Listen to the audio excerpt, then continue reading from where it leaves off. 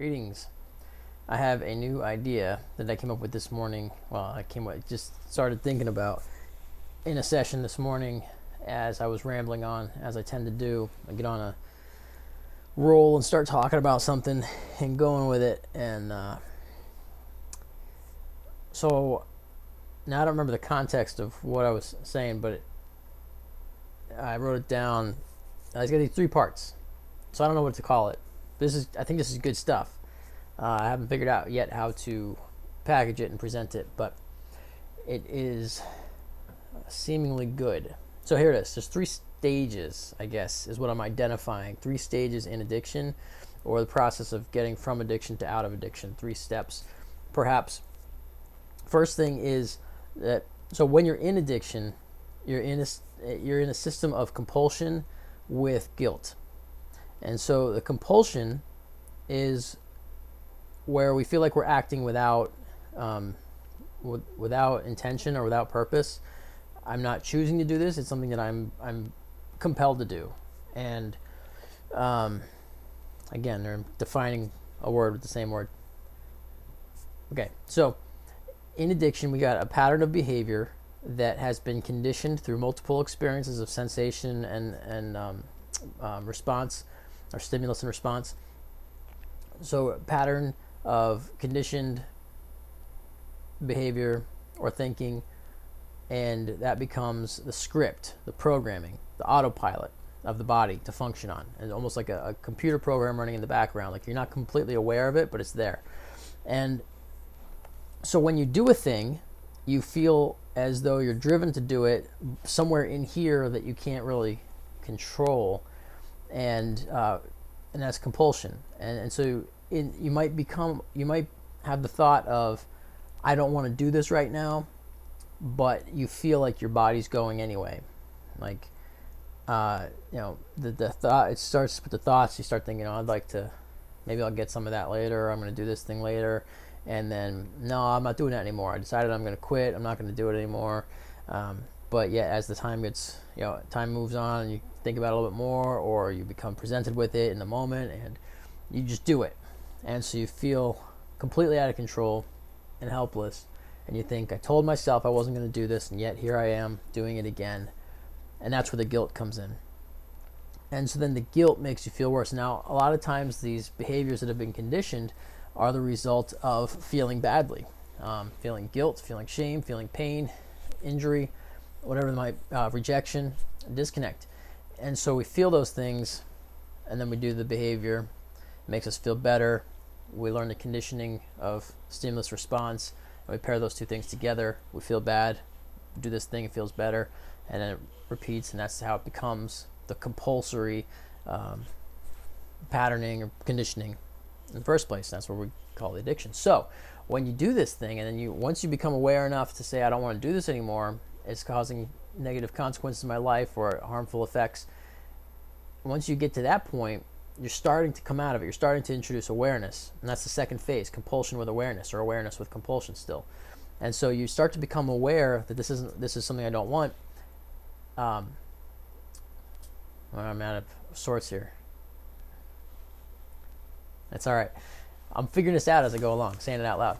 And so the awareness, so some awareness is coming in there though, and you start to think, I want to change this behavior, but you're not aware in the moment yet. You're still following the script. I don't know. Still working out the kinks here. Obviously, I keep saying that.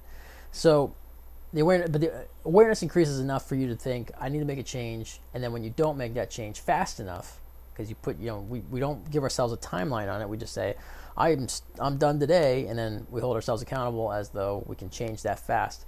Sometimes you can, but often we don't, because we got to break that conditioning. So you start to feel guilty. So the guilt is there, and the guilt recycles the compulsory behavior. What's the word? Reinforces the conditioning. So we need to get out of that. So that's addiction. And then, so in the phase between addiction and self freedom, right? So it's addiction and freedom. Those are the 2 terms here. So when you're not in an addiction, you're free. So in that phase in between is when you're still behaving compulsively Like the body is still running the script under the background program running. You're still following the conditioned response of, I feel badly, I'm going to do this to feel better, even though it's only temporary, and then guilt and recycle. But as we can increase our awareness, we let go of the guilt. That's the first thing. I think that's the first thing that has to happen.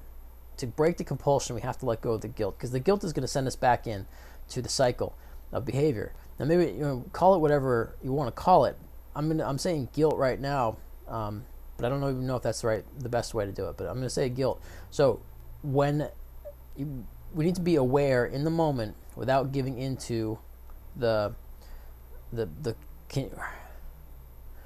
maybe the compulsion represents the physical element of it, and then in that first stage, compulsion represents the physical, the guilt represents the mental response to the physical behavior. And so what we're saying here is, in this space between, as we're transitioning our way into freedom, compulsion again is the physical part of it, and then awareness is where we want to get to emotionally or mentally. So as we increase our awareness, we let go of the guilt. We recognize that, why should I feel bad about doing this behavior that I'm conditioned to do? I mean, I can feel bad that it's happening, but I can't feel bad that I've repeated it now after I've done it 1,000 times. What else could I do? I've conditioned myself to it. There's nothing else I can do.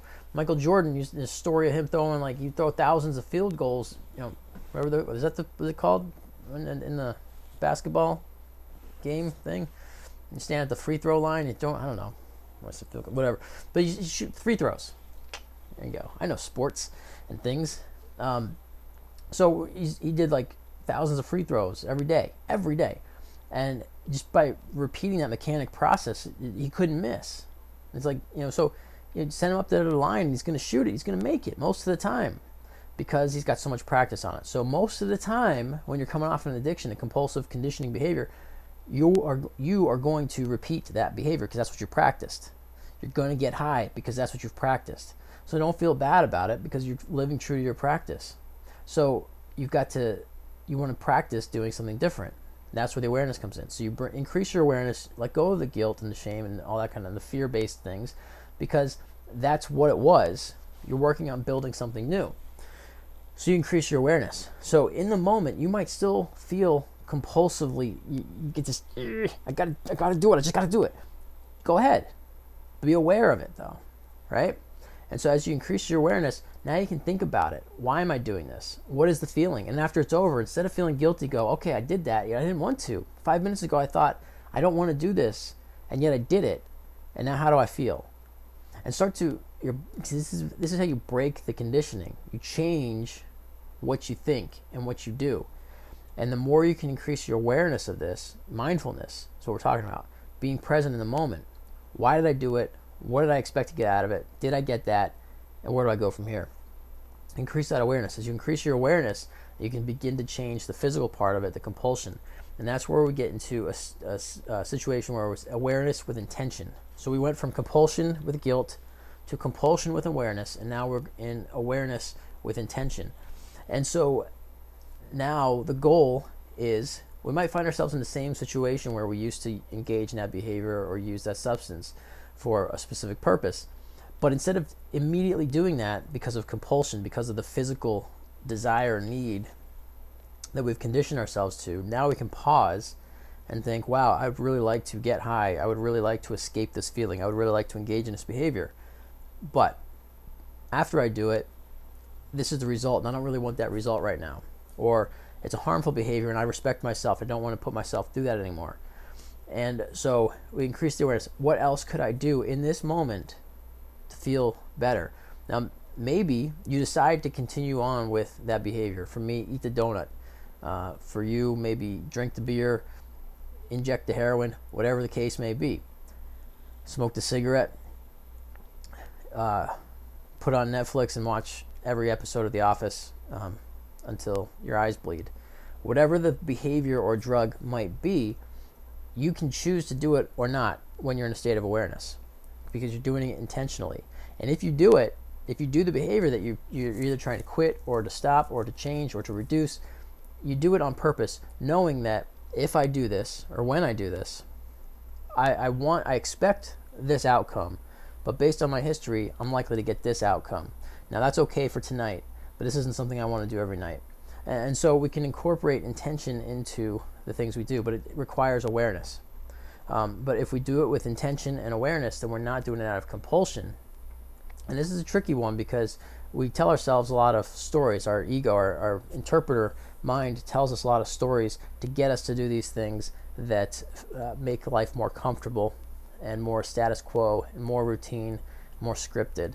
And that's how we get there in the first place, because we're kind of geared up to do this. And so it's a challenge of overcoming this physical tendency or physical propensity of a way of being, the animal part of us, overcoming that to allow our true authentic spirit, mind, self to come through and act with intention and awareness. So like I said, I have no idea what I'm talking about here. This is just some phrasing that came up today and I liked it, and I wanted to talk more about it and develop this idea a little bit more.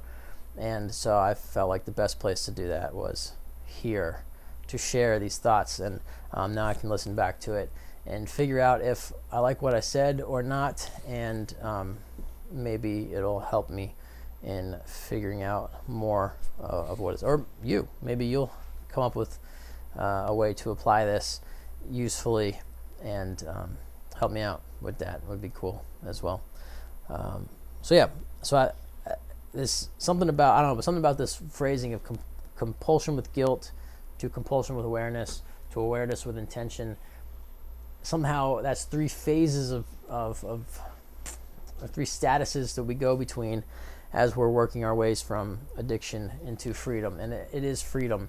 When we've overcome the addiction, that's freedom, because now we're no longer operating on a physical reaction level, but we're acting on an action level where we can choose what we become. And this is true across the board, not just with addiction behaviors and stuff, but it could be with feelings and thoughts like anger.